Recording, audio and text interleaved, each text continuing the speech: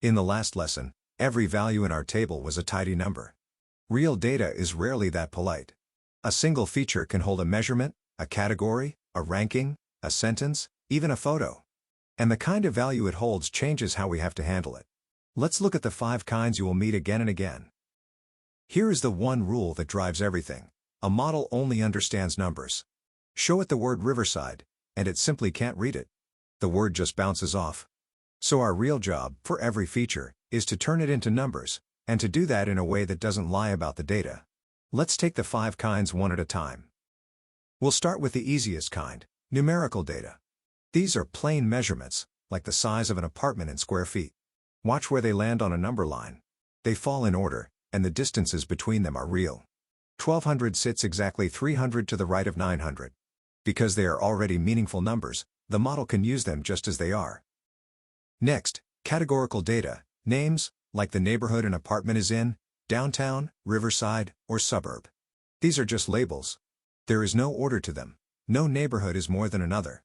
So watch what goes wrong if we get lazy and simply number them 1, 2, 3. Now the model thinks downtown is less than suburb, and that they sit one neat step apart. That order was never real. We have to cross this out. Here is the honest way to do it. It is called one-hot encoding.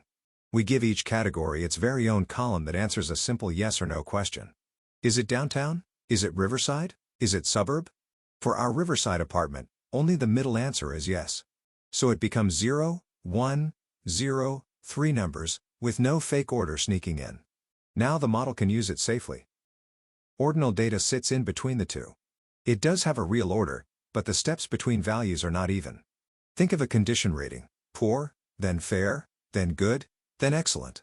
That order genuinely means something, so we keep it, mapping them to 1, 2, 3, 4. But be careful, the jump from poor to fair may be nothing like the jump from good to excellent. The ranks are ordered, yet the gaps between them are not guaranteed to match. What about text, a written description, like sunny 3-bed near the park? A model can't read a sentence any more than it could read Riverside. So we break the sentence into individual words. And turn each word into a number, often just by counting how many times it appears. The sentence becomes a row of numbers the model can finally work with. And an image? Under the hood, it is already numbers.